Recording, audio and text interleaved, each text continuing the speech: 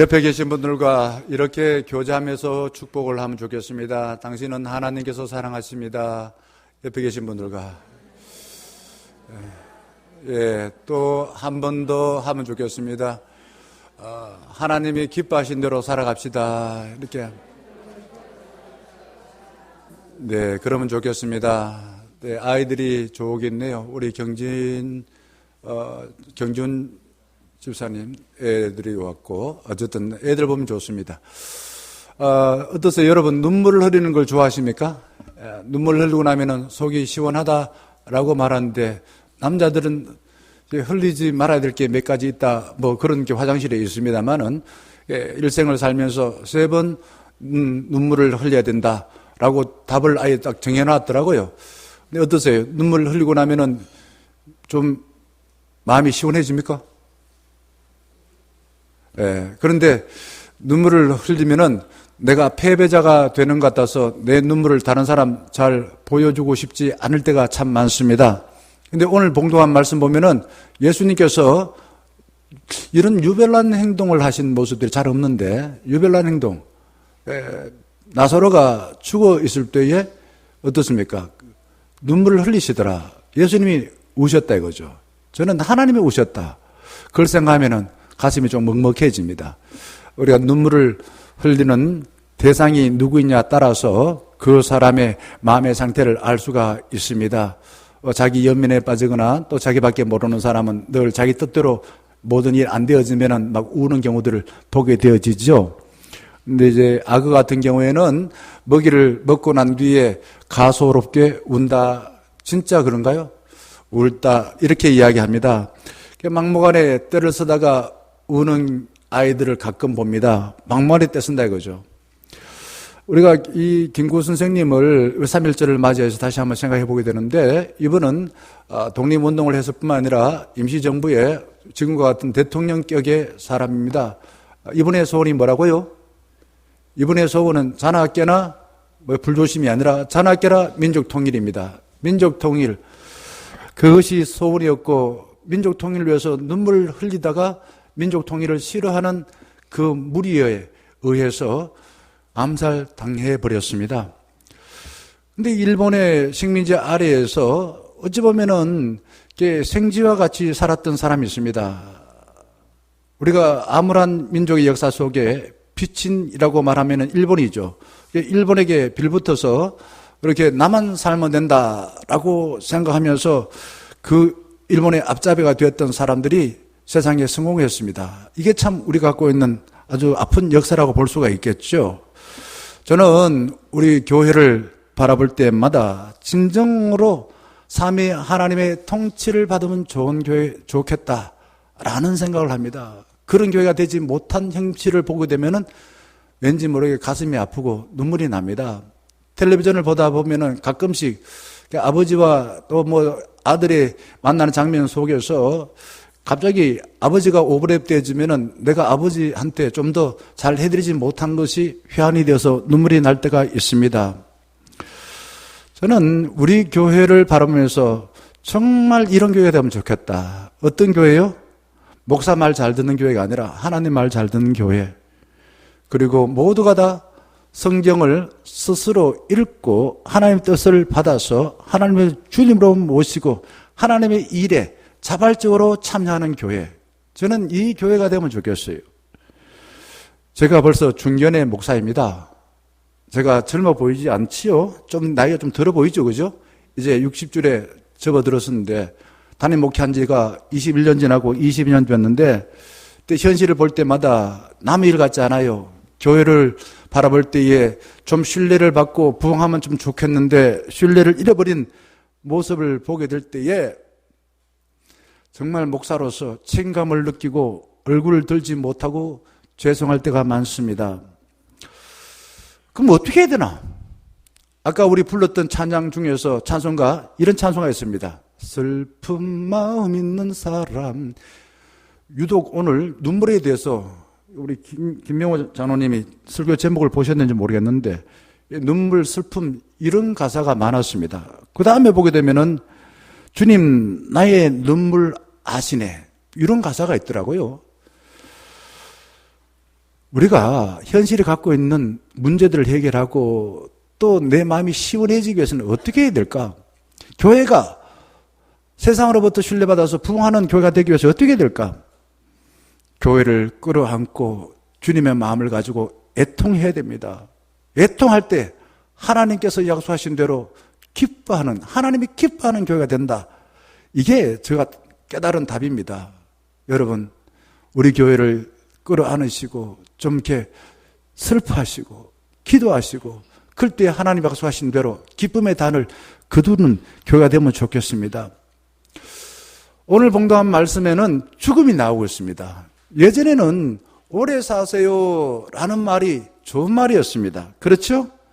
이런 말을 듣고서 돈만 있으면은 뭐 병을 고치고 아무런 문제 없이 오래오래 살 줄로 알았습니다. 그런데 지금은 너나 할 것 없이 다들 병원에 가기 쉽고 또 평균 연령이 높아졌습니다. 그리고는 마지막 가는 곳이 어디라고요? 요양병원이라고 생각하여서 오래 사세요 그러면은 그런 이야기 하지 마세요. 그런 이야기 하지 마세요. 요즘 이렇게 이야기를 합니다. 자녀들은 부모에게 좋은 약을 다 써보았지만은 낫지 않고 그냥 좋은 소리 듣지 못하니 주머니도 얇아지고 마음도 좀 힘들어지고 몸도 좀 아파지니 저 세대만 하더라도 참 힘든다 이렇게 이야기를 합니다.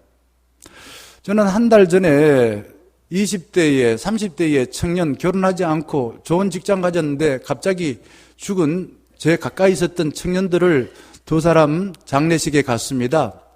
마음이 괴로웠습니다. 그러면서 돌아오면서 이렇게 기도했습니다. 하나님, 자녀를 먼저 보낸 저 부모의 마음에 죽음의 그늘이 더 이상 엄습하지 않게 해주세요 라고 기도를 하였습니다. 우리는 매 순간 생로병사 중에서 죽음을 가까이에서 경험할 때가 참으로 많이 있습니다. 왜 이렇게 우리가 원하지 않는 고난이나 죽음을 맞이하여서 가까이 있는 사람이 눈물을 흘리게 될까? 이거는 내가 선택한 게 아닙니다. 인생 자체가 그렇다라는 겁니다. 목사로서 살아남은 사람에게 관심을 가지고 어떻게 하면 죽음의 권세를 이기고 남은 삶 동안에 하나님의 약속하신 삶을 아름답게 살게 해드릴까? 여기에 관심이 있습니다. 공자가 있는데 알죠? 공자의 제자가 공자한테 와서 물어봤습니다. 선생님, 죽음이 무엇입니까? 이렇게 제자가 선생한테 물어봤어요. 그러자 공자는 말합니다. 미지, 생은, 지사. 좀 무슨 말인지 잘 모르겠죠? 저도 이 말이 좀 어렵더라고요. 무슨 뜻이냐 하면요, 이런 겁니다. 삶도 잘 모르겠는데 그 죽음의 세계를 어떻게 알겠느냐, 이런 뜻인 것입니다. 또 어떠한 사람, 아들이 죽어가는 어머니가 부처한테 와서 아들을 살려달라고 애원을 했습니다. 그러자 부처는 이 사람에게 하나의 미션, 하나의 어떤 사명을 제시한 거예요. 네가 세상에 두루두루 다녀보고 죽음을 한 번도 경험하지 않은 집에서 겨자씨를 구해오면은 죽어가는 네 아들을 살려줄게. 이 말을 들은 어머니는 여러 날 온 세상을 다니면서 죽음을 한 번도 경험하지 않는 집에서 겨자씨를 구해올 수 있었다 없었다? 없었습니다. 겨자씨는 구할 수 있어도 죽음을 경험하지 않는 집은 없었다는 겁니다.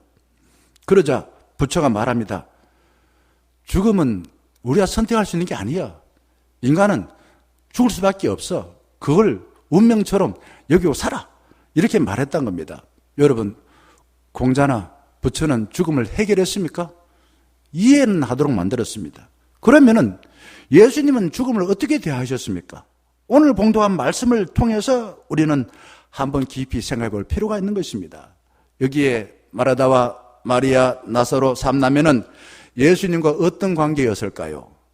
특별한 우정을 나눴습니다. 그런데 나사로가 일찍 죽었어요. 2절 말씀 보게 되면은 마리아는 예수님의 죽음을 예감하고 거기에다가 향유를 준비하여 부어주었습니다. 그래서 예수님한테 크게 칭찬 들었어요.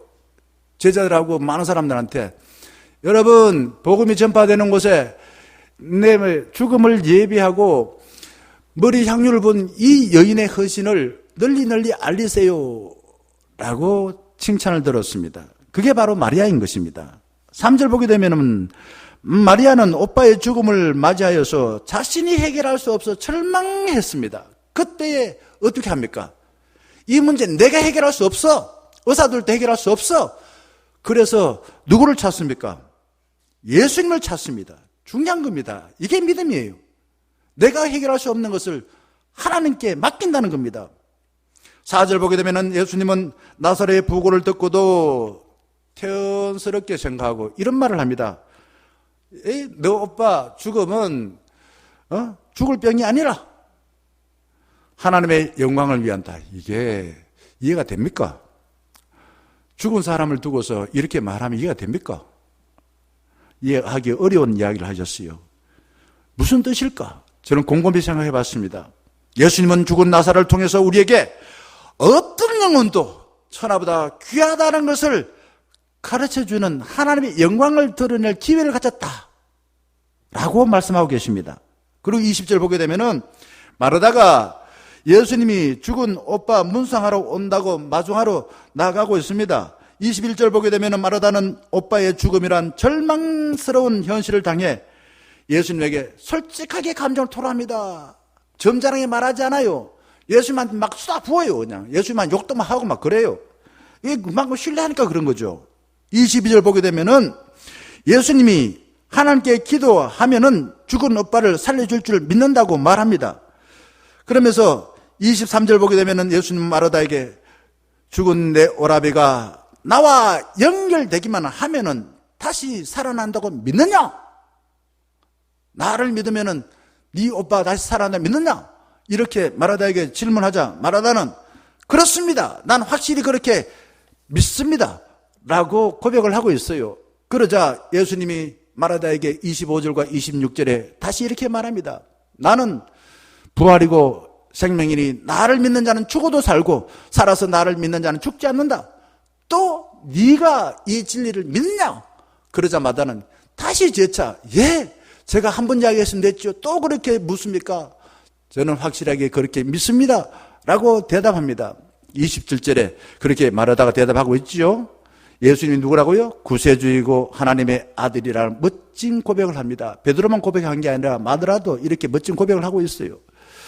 자, 다시 한번 좀 이렇게 내용을 자세하게 살펴보겠습니다. 삼남매 마르다와 마리아와 나사로는 예수님하고 아주 친했습니다. 그리고 머리로는 우리가 죽더라도 다시 살아난다는 부활신앙을 알고 있었습니다. 그런데 오빠 나사로가 실제 죽고 나니까 어떻게 합니까? 어떻게 합니까? 실제 죽고 나니까 어떻게 합니까? 당황합니다. 그리고는 예수님한테 예수님은 우리 오빠하고 친하잖아요. 우리하고도 친하잖아요. 근데 일찍 오셔야죠. 예수님이 그냥 늦장 부리다가 늦게 와서 우리 오빠가 죽은 지 사흘 됐는데 그 지금 무덤에 냄새가 그냥 진동하고 있습니다. 예수님에게 성질 내면서 원망하고 있습니다. 머리로는 부활신앙을 알았고 입으로는 고백했지만은 죽음의 권세가 너무 강했습니다. 이게 인간이에요. 우리가 실패하고 고난당하면은 뭐 하나님 살아계신지 안 계신지 그런 것 자체를 다 잊어버려요. 말하다 말아 그랬습니다. 그래서 쩔쩔매고 있습니다. 자, 이거를 저는 성경에서는 자세하게 말하지는 않는데 우리가 이제 죽음에 관한 연구를 했던 분의 이야기를 제가 들려드리겠습니다. 전문학자가 말하면 죽음이 가까이 다가올 때에 나타나는 증상이 5가지가 있습니다. 잘 한번 들어보시기 바랍니다. 모든 활동이 멈춰버립니다. 스탑합니다. 신체의 어떤 기능도 스스로 하지 못하고 호흡, 그 다음 소화, 배설, 웃음이 멈춰집니다. 그리고 다른 사람의 도움을 받아야 돼요. 죽음이 도달하게 될 때 죽음 직전에는 움직일 수가 없어요. 호흡이 빨라집니다. 그리고 몸과 마음이 서서히 차가워지면서 굳어집니다. 이게 죽음을 맞이하게 될 때 나타난 증상입니다. 둘째, 죽으면 더 이상 살던 여기에 있지 않고 한 번도 가보지 않는 저기로 가게 됩니다. 위치가 변화돼요. 죽은데 함께 살았던 그 집에다가 계속 모시는 사람 아무도 없습니다. 그런데 우리는 돌아가시고 난 뒤에 늘 그냥 죽은 사람을 내 마음에 생각하다 못해 가위 눌리고 막 그래요. 이미 하면은 저기로 가버렸는데 어떻습니까? 절세인 미인 또한 힘센 사람 아무리 권력자라 하더라도 죽게 되면은 다시 돌아올 수 없습니다. 그래서 요단강 건너가 만나리 이렇게 말하면서 하나님 품으로 그분을 떠나 보내야 되는 것입니다. 세 번째는 죽음을 앞에 두게 되면은 가까이 했던 사람들이 감추어뒀던 감정이 막 분출해요. 말하다가 예수님 보고서 감사합니다 이렇게 말하지 않잖아요. 왜 늦게 왔어요? 왜 이제 와가지고 그냥 어디 그냥 무상한다 뭐 이런 식으로 아주 원망하면서 화를 막 내고 있습니다. 죽고 나게 되면은 사람들은 내 마음에 감추어뒀던 감정이 막 나도 모르게 바깥으로 분출되어집니다. 그러면서 본인은 이런 또 몇 단계를 거쳐요. 잘 한번 들어보시기 바랍니다. 나는 절대로 죽지 않는다. 죽음 자체를 부인해요. 그 다음에는 왜 나한테 이런 끔찍한 고통, 죽음을 줍니까? 라고 화를 내요. 분노합니다. 부인하고 분노하고. 그 다음에는 좀 이게 거리하면서 타협합니다. 살려주기만 한다면 내가 좀 착하게 살겠습니다. 하나님 살려주기만 한다면 착하게 이렇게 거리하면서 타협을 합니다. 세 번째는 깊은 슬픔을 겪다가 모든 것을 내려놓고 죽음 자체를 수용합니다. 아, 난 죽구나. 그러면서 우울해져요. 그러다가 다시금 신앙 있는 사람들은 부활 신앙을 받아들입니다. 내 갈 곳은 여기가 아니고 저기 하나님 나라구나. 눈물도 없는 곳이구나. 라면서 받아들이는 성화의 단계가 있습니다. 그런데 많은 사람은 대부분의 사람, 예수 믿어도 세 번째 단계에서 끝이 납니다. 무슨 말입니까? 거래하고 타협하다. 나를 살려주면은 착하게 살겠다. 거래하고 타협하다가 끝나고 숨을 거둘 때가 많다는 겁니다. 그리고 남은 사람들은요, 평소에 잘못한 사람일수록 더 많이 웁니다. 감정이 막 북받쳐서 울어요. 잘못해서 그래요. 잘해준 사람들은 그렇게 이야기를 잘 안 합니다. 죽은 사람은 말이 없지만은 남은 사람은 자신이 돌아가신 분한테 잘못해 준 것 때문에 괴로워합니다. 그걸 뭐 귀신이 씌웠다는 둥, 그러고 구슬을 하고 뭐 절에 가서 빌고 뭐 이렇게 합니다. 그게 이제 평소에 살아 계실 동안에 잘못했는 것이죠. 마리아는 죽음이 두려워서 어떻게 반응합니까? 3절 말씀, 주여 보시옵소서 사랑하는 자가 병들었나이다. 사랑하는 자, 나서로 당신 사랑하지 않습니까? 친구처럼 생각하지 않습니까?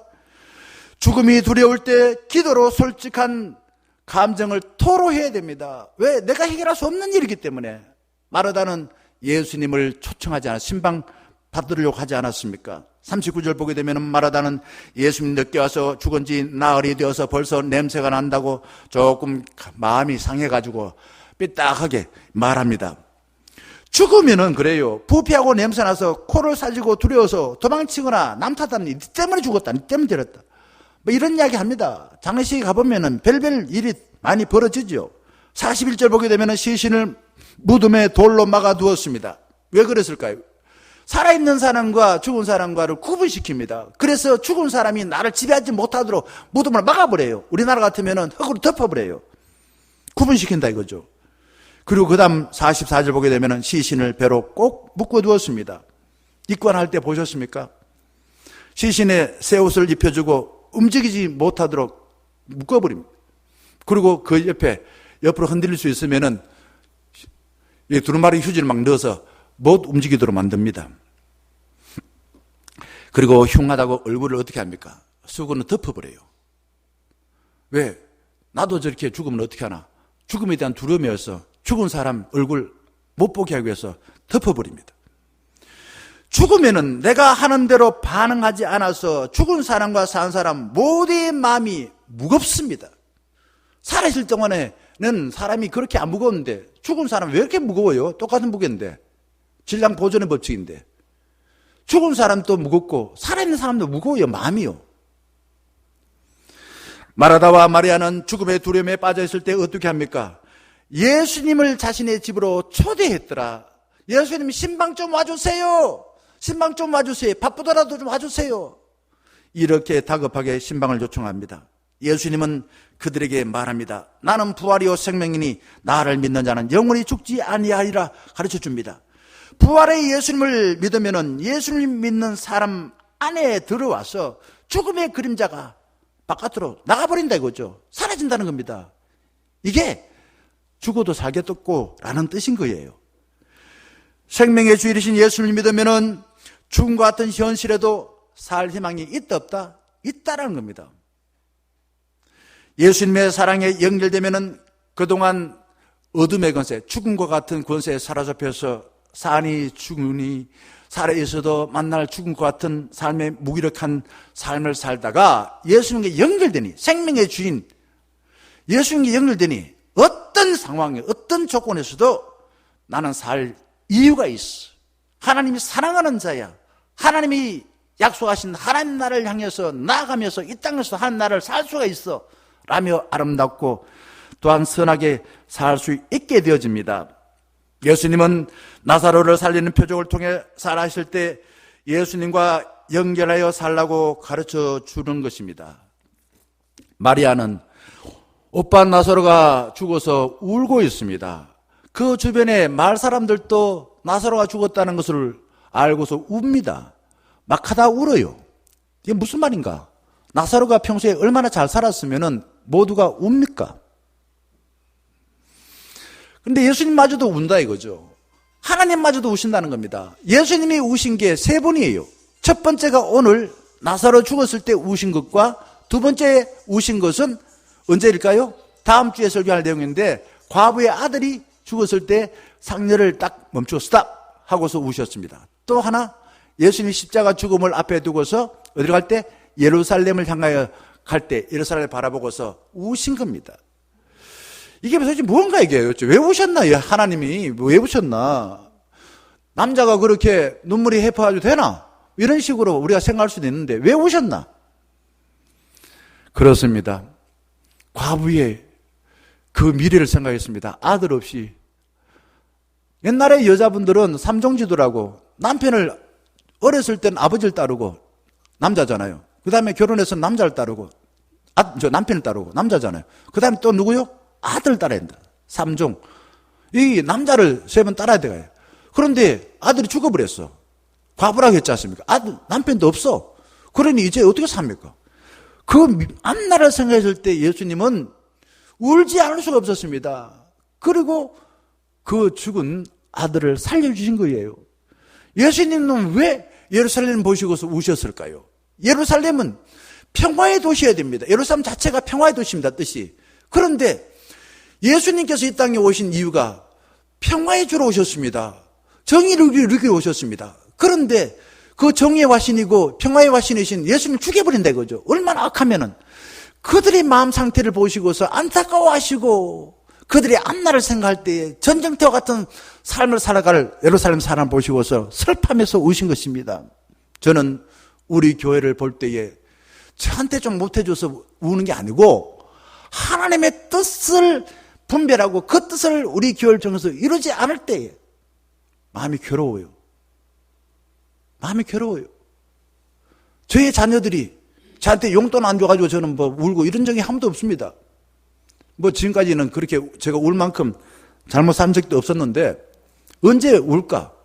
만약에 주일날에 예배를 드려야 되는데 예배를 안 드리고 어디 어디 예를 들면 술집에 갔다든지 어디 이런 이상한 데 갔다든지 이러면 제가 마음이 괴로워서 울겠죠. 내가 어떻게 키웠는데 내가 왜 저 모양 저 꼴일까? 괴로워요. 여러분 어떤 일로 눈물을 흘리십니까? 내가 눈물을 흘리는 이유가 어디 있습니까? 예수님은 가족과 마을 사람들의 눈물의 호소를 보시고서 예수님마저도 눈물을 흘리신다. 진실한 마음을 가지고 이제 나사로가 묻혀있는 그 무덤을 향해서 나가게 되는 것입니다. 그 무덤은 모든 사람들이 나도 죽을까 싶어 두려웠어 얼굴을 돌린 그곳입니다. 예수님은 그런데 사람들은 얼굴 돌렸지만은 그것을 향해서 우시고 발걸음을 향하여 무덤을 향해 나아가는 것을 보게 되어집니다. 저는 제가 박사 과정에서 논문을 쓰려고 했던 것은 생명신학이었습니다. 생명신학, 생명공학 시대의 생명신학.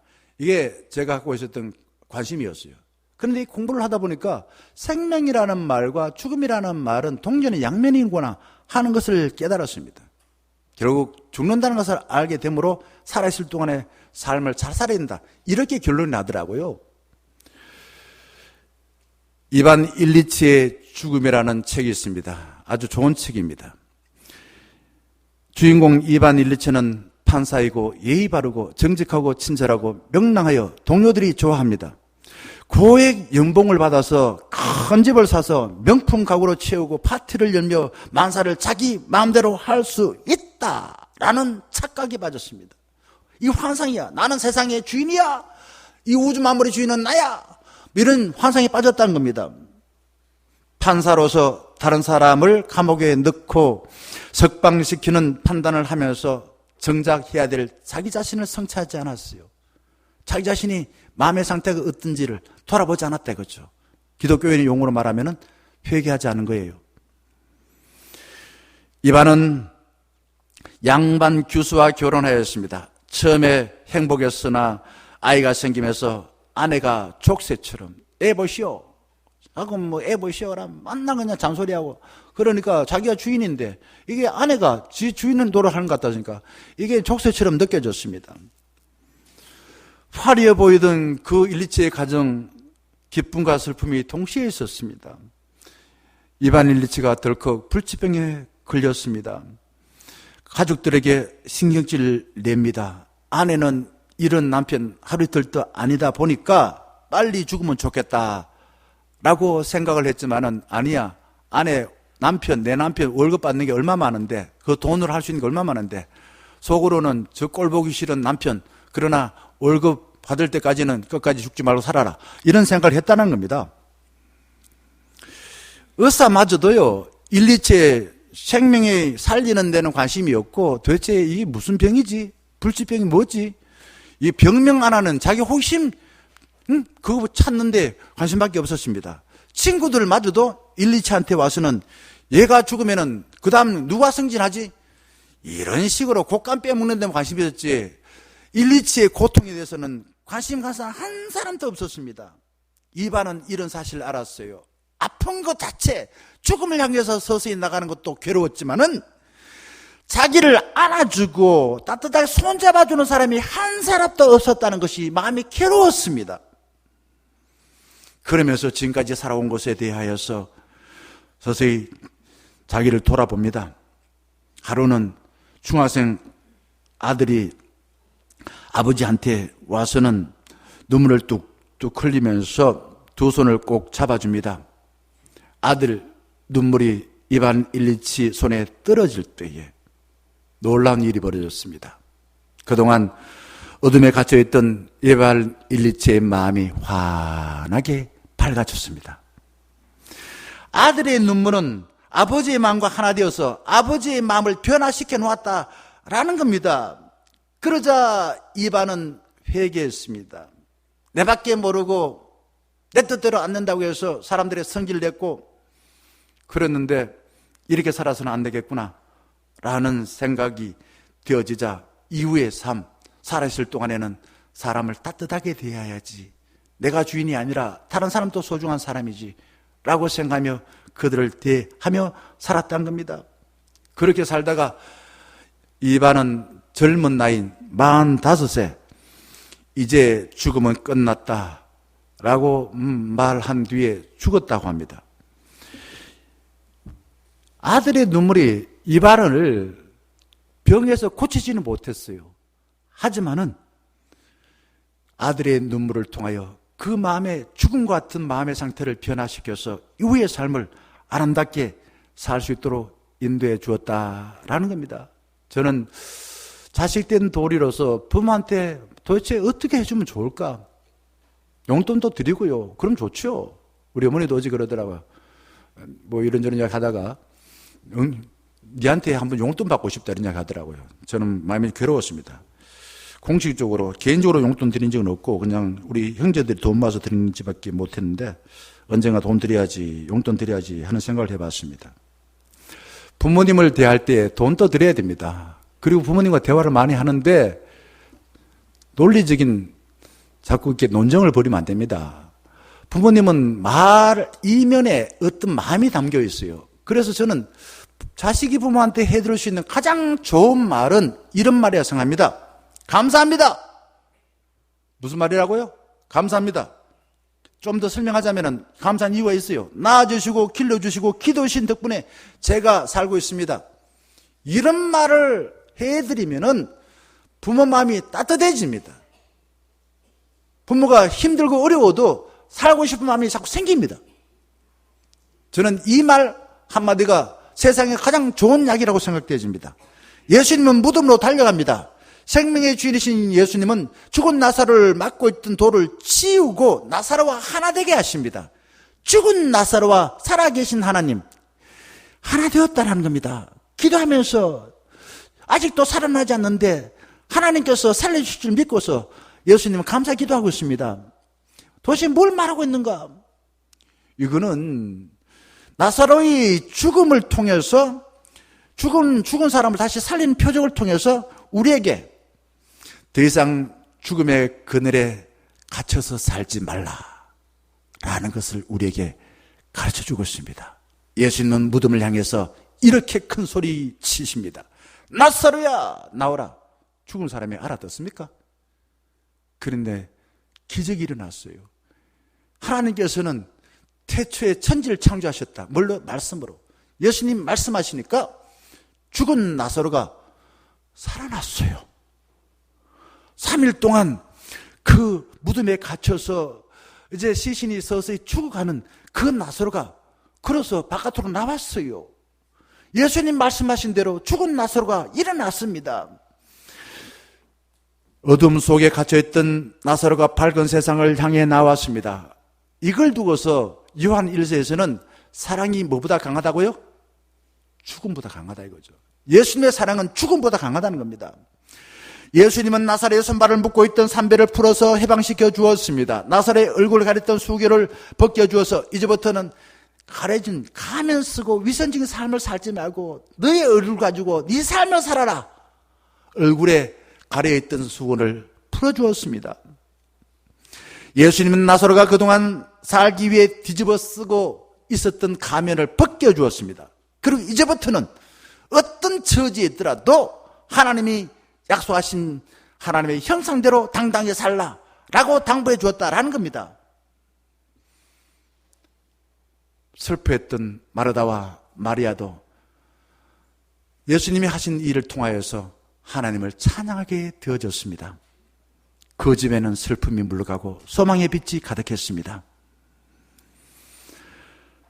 살아난 나사로는요, 자신과 다른 사람 자연을 볼 때마다 어떻게 생각하고 살았을까요?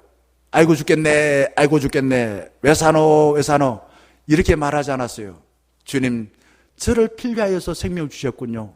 제가 살아있는 동안 밝은 눈을 가지고 하나님이 만드신 사람과 자연을 주님의 주신 은혜인 줄 알고 찬양하겠습니다. 기뻐하겠습니다. 이렇게 살았을 거라고 생각되어집니다.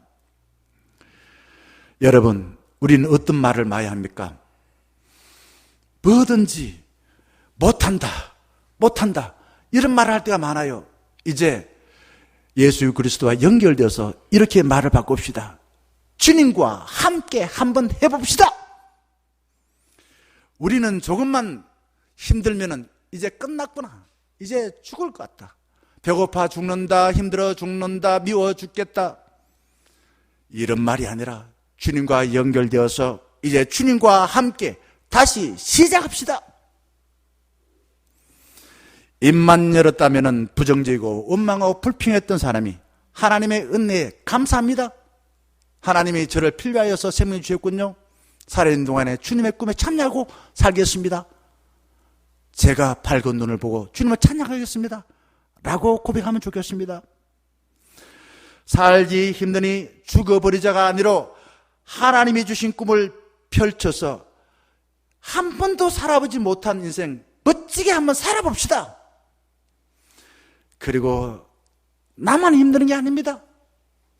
모두 다 힘들지요.